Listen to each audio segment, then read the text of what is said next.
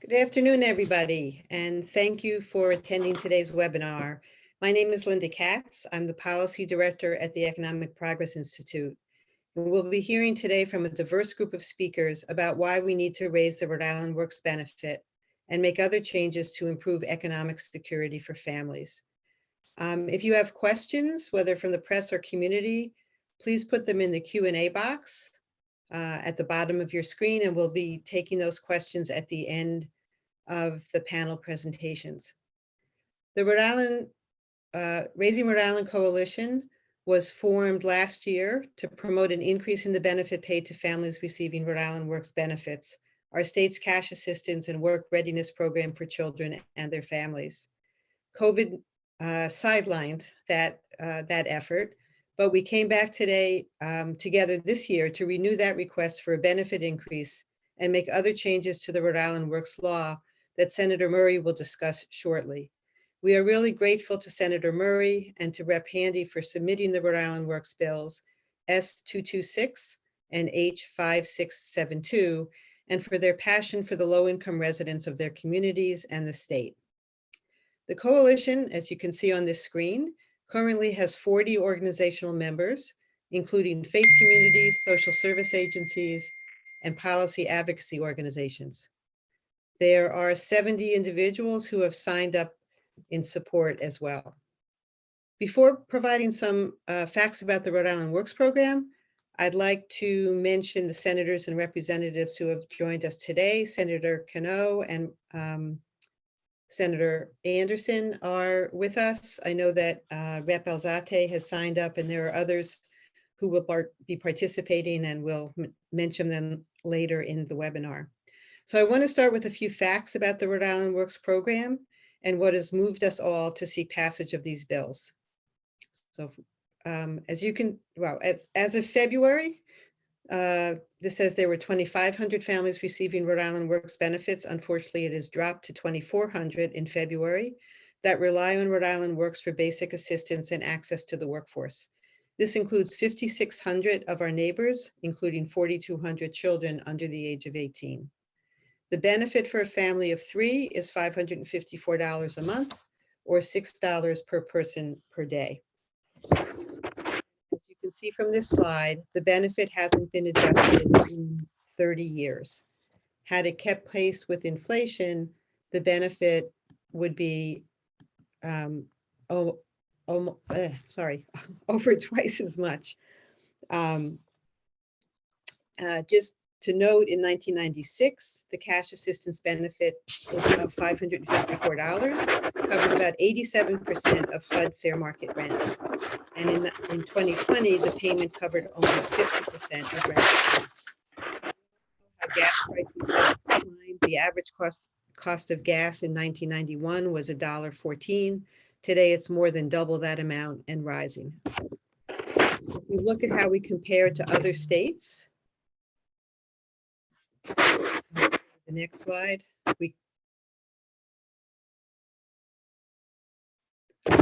we can see that Rhode Island is the only state in New England that has not adjusted the benefit since 1991, and the payment now is the lowest in the region. Massachusetts recently increased its benefit by 10%. That was just last year. And both New Hampshire and Maine adjust their benefit annually. And that's part of our Rhode Island Works proposal as well, is to raise the benefit and then index it to inflation. Let's talk a little bit about the block grant and how the benefit is funded. So this shows us that every year, Rhode Island receives $96 million in federal funds under the Temporary Assistance to Needy Families Block Grant, or commonly called TANF. The current amount of spending on direct cash assistance for families that's expected to be in 2022 is $18.8 million, which is about 20% of the block grant.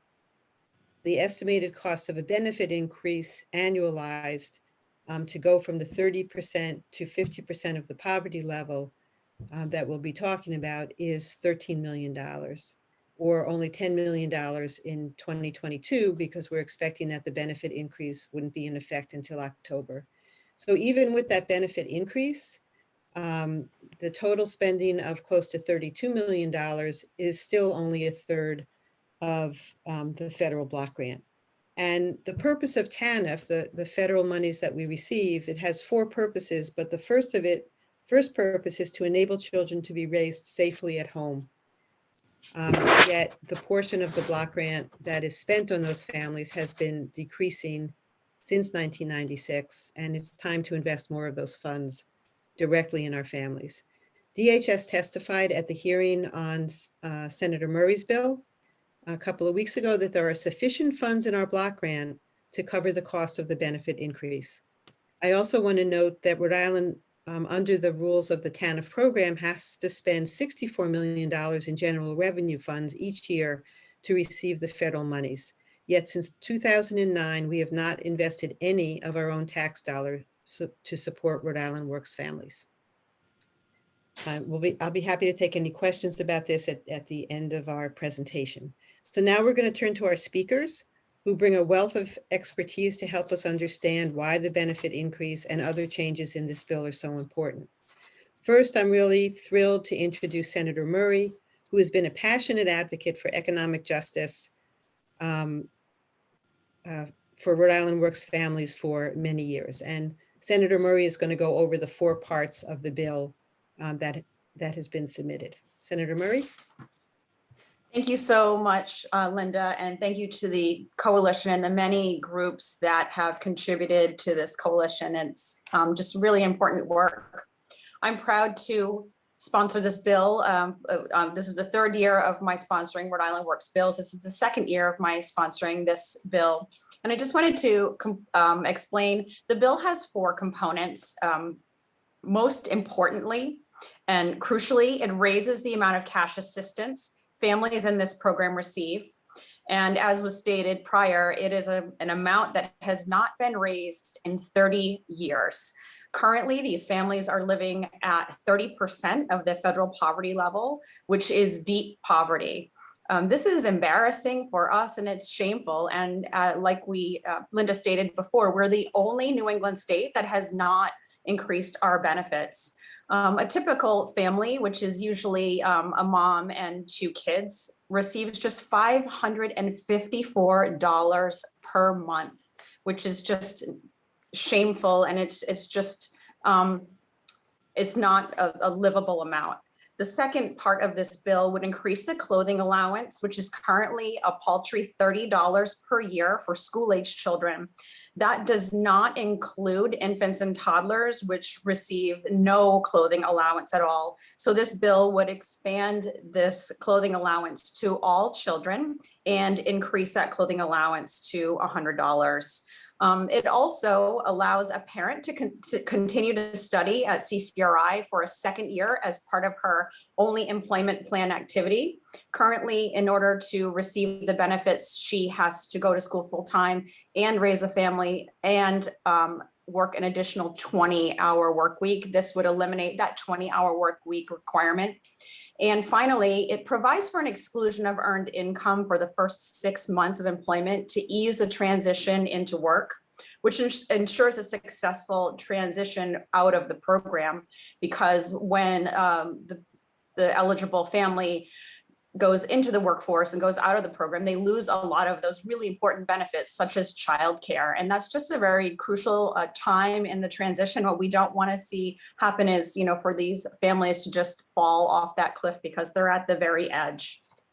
It's notable that nearly 3/4 of Rhode Island Works recipients are children. About 43% of those are children under 6 years old. We know what toxic stress experienced by children in deep poverty can do. It causes damaging, long-lasting, and permanent damage. And so when we talk about passing this bill and funding these increases, this is not about having the funds to pay for this increase. We can use those existing TANF dollars to pay for the increase. This is really about prioritizing those families and especially prioritizing our neediest children in our budget. Now is the time, and hopefully this is the year. And thank you all so much for attending. Thank you, Senator Murray. And next, we're going to hear from Dr. Pat Flanagan, who's speaking on her own behalf and on behalf of the American Academy of Pediatrics. Dr. Flanagan is not only an amazing clinician and teacher, but has been at the forefront of policy and practice changes to improve the lives of low-income children for over 30 years. She's taken time from her clinic today to be with us and needs to leave the virtual world for the real world right after her remarks. So thanks for being here, Dr. Flanagan. Thanks, Linda and Rachel, for putting this together. Thank you so much to Senator Murray and to Representative Handy for this legislation, and really thanks to the coalition and fellow advocates. You know, I am a professor of pediatrics at Brown, and I am a senior vice chair of pediatrics at Hasbro, but I speak today as part of the board of directors of the American Academy of Pediatrics and part of the executive committee at Rhode Island chapter of the American Academy. I also speak as a private citizen and as someone who really cares deeply about children and families with young children in this state of ours. I speak as a pediatrician who has worked in South Providence for the last 35 years. I work with many families who live in extreme poverty in this really abundant state. And I have the privilege of caring for families, many of whom struggle to keep their children housed, adequately fed and clothed. I've watched a generation of children grow up in extreme poverty. The health impacts of poverty on children, as Senator Murray mentioned, are well documented. And the impact of childhood poverty on the adult health of those children is also very clear. Our youngest children are the most likely age demographic to live in poverty. This is true nationally, and it's true here in Rhode Island. Our children enter families when they are just starting out, when parents may lack employment or education or experience. And this is a particularly cruel fact, given the fact that the health impacts of poverty are greatest on and most profound on our youngest citizens. Child poverty has a profound effect on specific circumstances, things like birth weight, infant mortality, language development, environmental exposures like lead and nutrition, including obesity and due to the reliance on low quality, high energy dense foods. Poor children are more likely to suffer from chronic illnesses. They're more likely to suffer injury due to unsafe housing and neighborhood conditions. Poor children are at increased risk for difficulties with self-regulation, executive functions such as inattention and impulsivity, poor peer relationships. Poverty can make parenting difficult, especially in the context of concerns about inadequate food, transportation, heat, and housing. Exposure to the stresses of food insecurity, housing instability, and grinding poverty as a child have direct, lasting effects on lifelong health. Such toxic exposures are related not only to higher rates of depression in adulthood, but also to higher rates of many, many types of disease, heart disease, hypertension, many forms of cancer, and clearly with early death. The provision of this proposed legislation will begin to address some of the need, raising the cash benefit, which again, as Senator Murray mentioned, hasn't been raised in 30 years, from 30% to 50% of federal poverty to start, allowing the $100 a year clothing allowance to be paid for all children, including those under 4, helping families who rely on Rhode Island Works will be, again, a move in the right direction. The ability to count those 2 years at CCRI as meeting the work requirement is a longer term strategy that can help lift family earning and change the trajectory of families. And the continuation of benefits for 6 months after a parent obtains a minimum wage job for a transition period to allow supports for transition instead of having families fall off a financial cliff as soon as a job is found makes common sense if we really want these economically fragile families to succeed. So for the health of Rhode Island's children and the health of Rhode Island, this is such really critical legislation, and I am very grateful again for its being heard and passing this year. From your mouth to the policymakers' ears, Pat. Trying. Thank you so much for being here. I believe Rep. Handy is on the webinar by phone.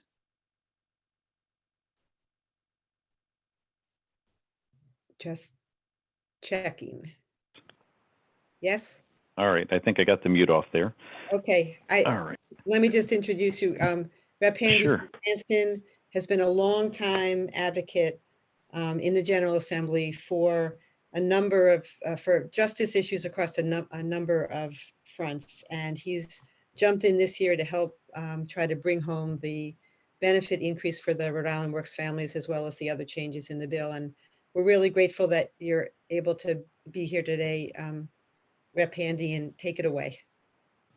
All right, thanks so much, Linda, and thanks everybody else. I feel like folks have largely covered a lot of the things I think that are really important, but just for context, I think Dr. Flanagan also pointed to some things I thought about too, about the overlapping challenges that families on the in the program now have to deal with, you know, whether it's about worrying about whether your electricity or gas are getting shut off, paying the water bill or the oil bill, and the impact those things have on kids that are trying to go, you know, trying to be educated, trying to get through the school system. You don't need to add those kinds of stressors to their lives.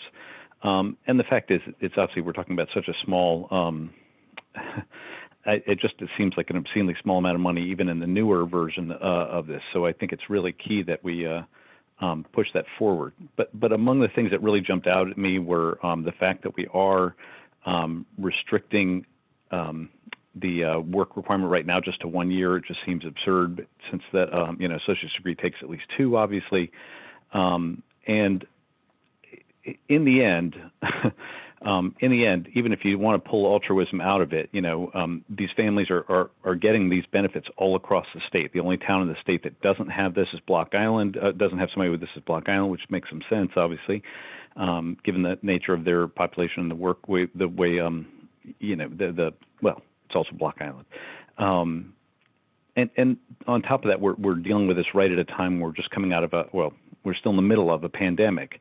And so it's really the time, it's really right now is really important to focus our attention, our resources on folks like this and with this benefit increase. And if we don't really work to help these folks now and provide a better future for them, we're going to see a lot of other costs across the system. Again, pulling altruism out of it. But I think those of us on the that are speaking today obviously know there's a there's the other side of it. I mean, the frustration about my son now being turning 17 in a couple of weeks and thinking about the idea of him when he was 3, 4, 5 years old, not needing clothes is absurd.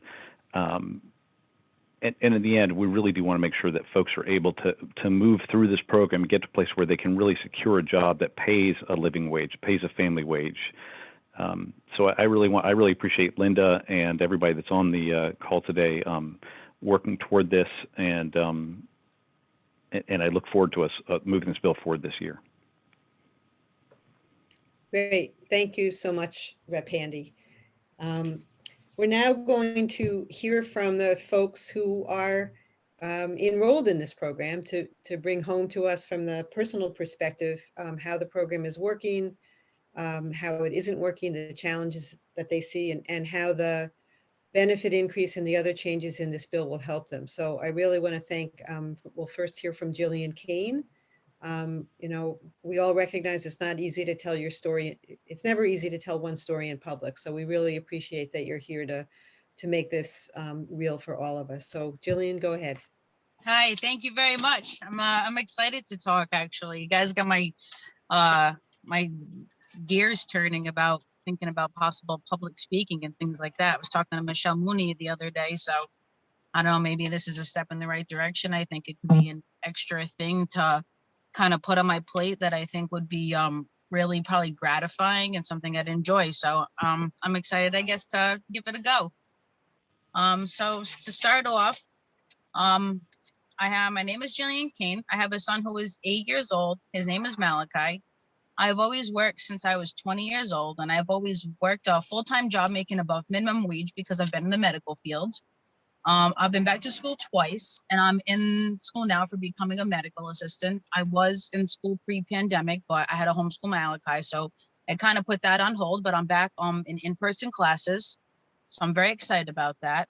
Before the pandemic, I ended up on state assistance for the first time ever.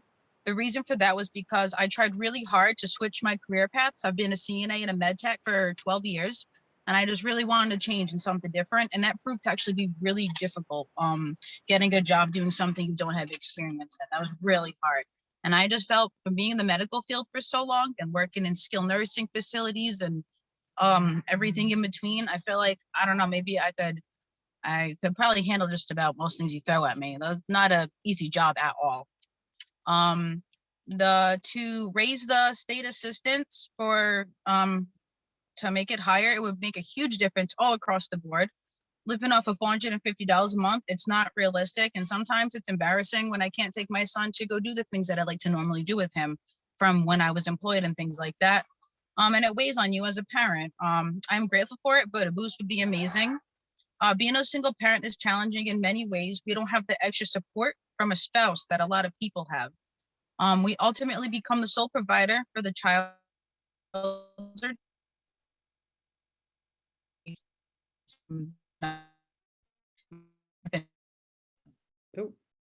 To a Gillian, years under, yeah. Oh, okay. Being able to attend CCRI for 2 years under the Rhode Island Works program would really give people the hope and belief that they've been yearning for and looking for. Having the opportunity to stay on state assistance for the first 6 months of employment would be a huge benefit to anyone receiving it, because it would really help families get on their feet, give them some hope. They'd be able to save money and have that extra cushion that just would make them be more comfortable. They have children that they have to worry about, and that's definitely probably their main concern more than anything. And all in all, I want to thank Michelle Mooney for all of her help through all of this. I don't know.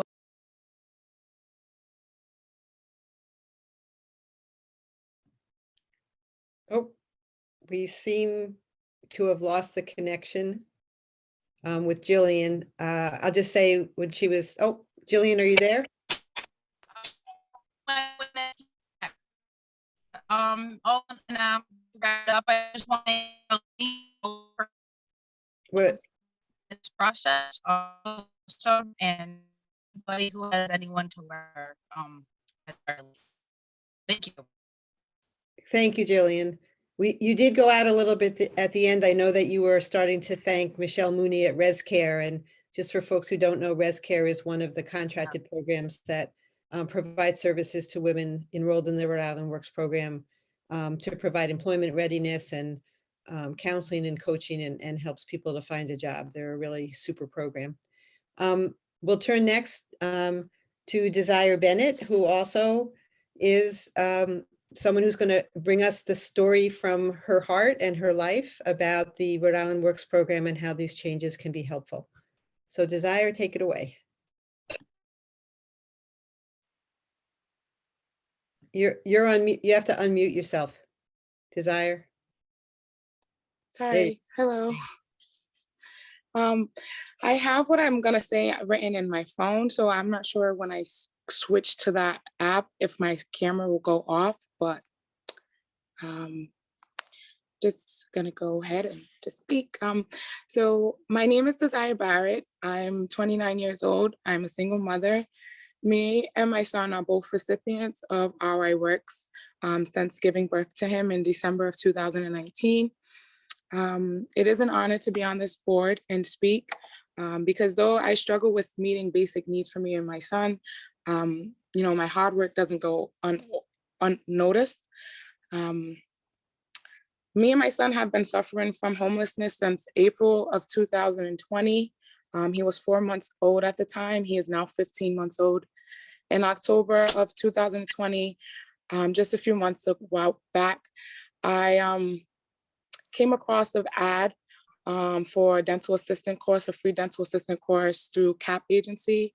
The interview take was very intense. A lot of, like, 200 applicants applied.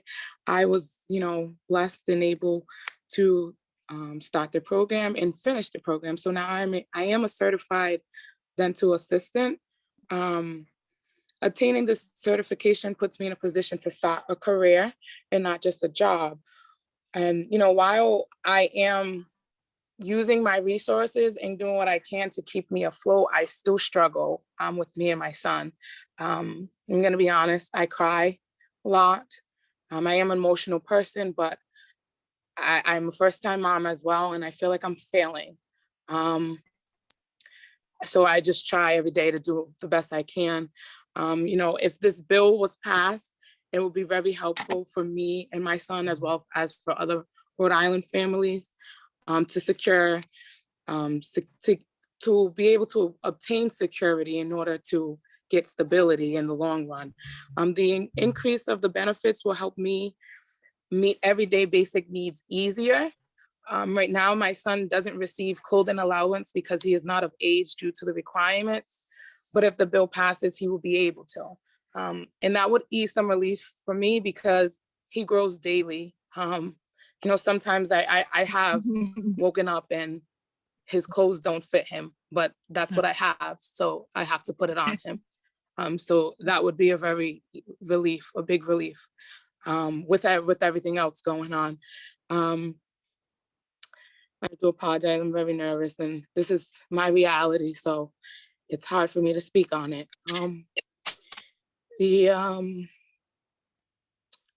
The bill would allow me to keep receiving benefits a period of time.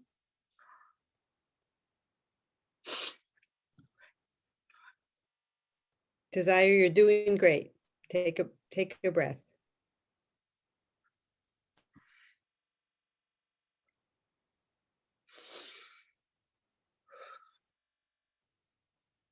The bill will allow me to keep receiving benefits a period of time after locating employment, which would be a blessing because it would provide me a leadway to create a savings for me and my son if anything, another problem or something was to come. If I'm not able to locate, which I am currently having a little trouble locating employment, but if the bill was passed, I would be able to just extend the time at CCRI and get even more education, which would, I'm sorry, because now I'm just not even reading, I'm just speaking on myself. But if it would provide me with more extended time at CCRI if the bills passed, to obtain an even better career and more education to pay for the cost of living here in RI. When I lost my job and I had my son, I applied to the resources that I knew of on the impression I would be able to maintain my apartment until I returned to work within the next few months. Instead, because of the economy has changed over the last 30 years and the state benefits haven't increased to meet that or be able to subsidize that, me and my family are currently suffering and not able to maintain our necessities, basic necessities. The changes presented in this bill bring more security just for families to cover basic needs, and this is what Rhode Island needs to help with the poverty rate.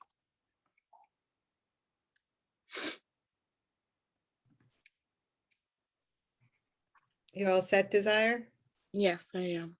Well, it was amazing. I hope you'll click on the chat. You'll see I that. just did. Okay, see all of the support that people are sending. Thank you. I think both, again, sharing your story, we know is very difficult, and similarly for Jillian, being willing to step up and speak out is so critical. It really,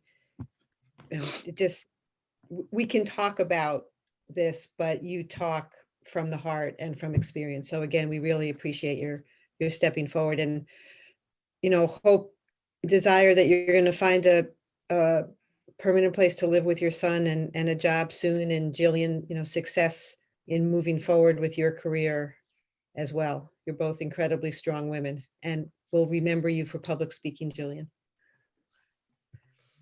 Thank you, guys. Okay, thanks, Desire. Keep looking at the chat because more support's coming in. Next, we're going to turn to Tanya Harris, who's the executive of the Coalition Against Domestic Violence. The coalition has been a powerful partner in the Raising Rhode Island Coalition, connecting the need for economic security and freedom from violence. So Tanya, thanks for being here, and go ahead. Good afternoon, everyone, and thank you so much, Linda and Rachel, for all of your work with this, and of course to Senator Murray for supporting this most important work. Thank you to Jillian and Desire for sharing your stories. We know this can be difficult, and we thank you for lifting your voices for those most impacted by this. You are inspiring. Thank you so much. Again, my name is Tanya King Harrison. I'm the executive director of the Rhode Island Coalition Against Domestic Violence. And we are here today to urge your support for raising Rhode Island Works cash benefit amount. This benefit is a lifeline that many Rhode Island families, including survivors of domestic abuse and their children, turn to when they are most desperate need. Today, survivors of abuse are facing two public health crises: domestic violence and the COVID-19 pandemic. This past year, as we try to protect ourselves from COVID-19, we have seen the risks for domestic abuse surge and demands for services for survivors and their children spike. In 2020, the coalition's network of member agencies collectively served just over 9,000 individual victims. Over 45,000 service occurrences were provided by advocates, and just under 18,000 helpline and hotline calls were answered. For many months, we saw spikes in calls, and in 1 month, as high as a 90% increase. We have seen the many barriers survivors and their families face when trying to escape abuse become magnified. One of the biggest hurdles for survivors in their journey to safety continues to be financial insecurity. And at a time when we have so many losses of jobs and income during the global pandemic, assistance through the Rhode Island Works program is more critical now more than ever. Personally, I know the difference this program makes in people's lives. When I was a child, it was programs like this that supported my family through difficult financial times. Rhode Island is the only state in New England that has not raised the amount of cash benefits in 3 decades, as we've already heard. This cannot go on for another year. We must fix this now. The amount of the benefit, as we've heard from both Linda and the senator, is $6 a day. And $6 a day is just not enough, especially with the pandemic causing so many immediate and long-term effects on financial stability for survivors of abuse. Survivors know all too well how the cost of living continues to rise, making it harder to access basic needs like food and healthcare for themselves and their children. The assistance we provide Rhode Islanders must reflect those increases in living expenses.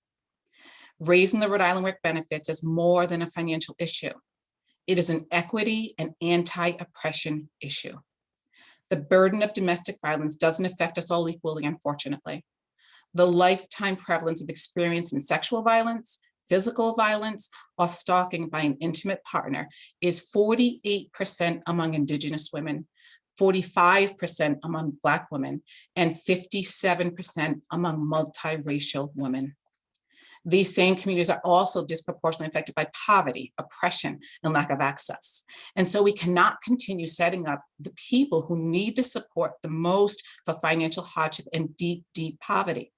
We can and must do better for all families and use the pandemic as an opportunity to emerge even stronger with more compassion and equity in Rhode Island communities. Working together, we must disrupt the systems of inequality and oppression in our state. We cannot end domestic violence without interrupting these systems that stop us short and prevent us from surviving and thriving, especially those who are disproportionately impacted by violence. We can build a better, safer Rhode Island for all, and we must do better by survivors and their families. Thank you so much for allowing me to share with you today. Thank you, Tanya. Thank you for making those connections and also pointing out the the inequities in terms of access to income and to housing and to supports that hopefully this bill will help address. I mean, I think if people just think back to the stereotype of who they think is on welfare, it says a lot about why we aren't able to move some of these progressive policies forward. So we need to keep that front and center. Our last speaker today, certainly not least, is David Veliz, who is the director and lead organizer for the Interfaith Coalition to Reduce Poverty. The coalition really has been at the forefront of advocacy to improve the Rhode Island Works program going back 10 plus years. And we're grateful to have the coalition as a partner in this new effort. So go ahead, David. Thank you, Linda, and thank you to the Raising Rhode Island Coalition. Thank you, Senator Murray and Rep. Handy and all the other senators and reps. Thank you also, Jillian and Desire, for your powerful, meaningful words and for sharing your story with us. I'm David Veliz. I'm the director and lead organizer of the Interfaith Coalition to Reduce Poverty. We are a coalition of faith leaders, advocates, community members, who, like all of our panelists, believe that we have a moral obligation to fight poverty and inequality in Rhode Island. And we believe that among our united faiths and among our different beliefs and within us, we know it's wrong to be poor. Not to be poor, but it's wrong that poverty exists. And like many of our speakers have spoken about, poverty is definitely a big problem in Rhode Island. If I'll just go over some of the stats that were mentioned, about 14% of children right now currently live in poverty, about 10% of adults. That number is twice as much when you're thinking about communities of color. About 30% of Rhode Islanders right now are living with housing insecurity, and 12% of Rhode Islanders are living with food insecurity. Now, obviously, the pandemic has worsened all of those things. It has magnified the inequality that exists already, so we're in a more troubling place. What I wanted to talk about really is, and I think Linda started to speak about this, is that as a society, we have become a little bit complacent, and poverty has become a little too normal.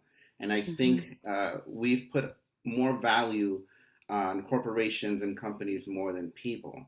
And I think that proof of that is what Linda was saying, is that when we think about who is receiving public benefits, we have this false narrative in our minds that pop up about a single woman of color who is just trying to have an income. But the reality is that corporations and companies get a lot more tax dollars than any one person.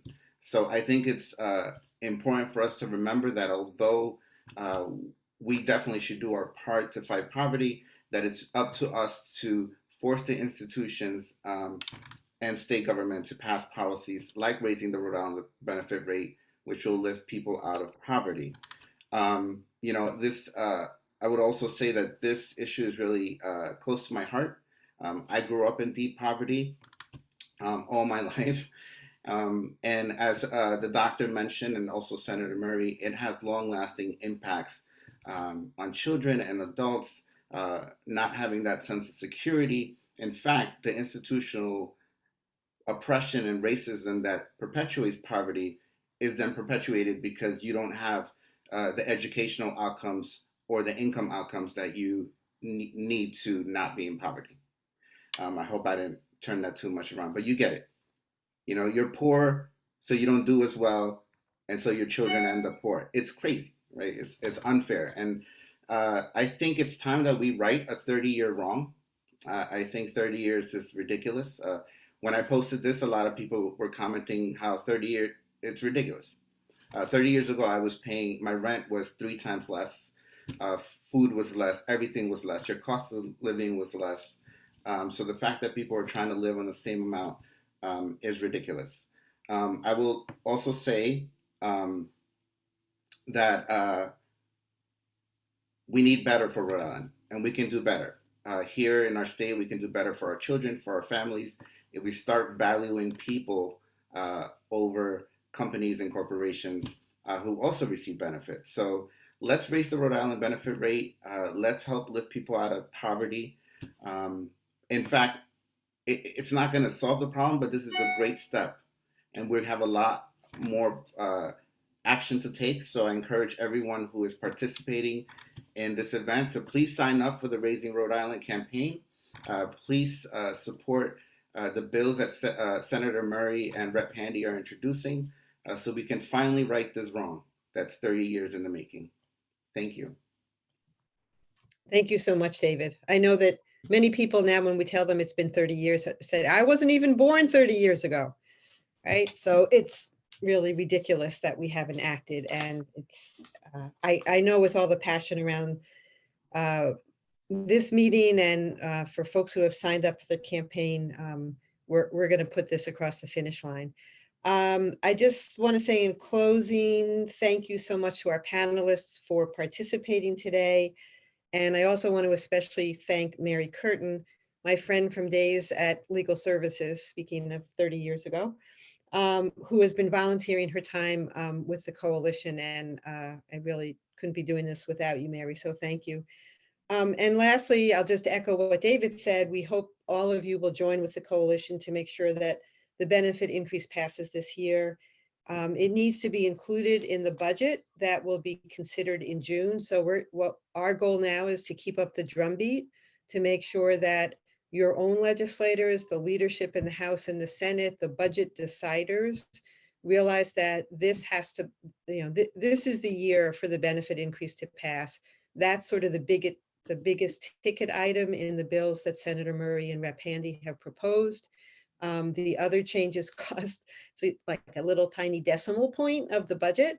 But even the 10 million that we need to get this across the line is, it's really a drop in the bucket in terms of our budget and in terms of the federal block grant that we receive. So please go to raisingri.org. I know the link is also in the chat.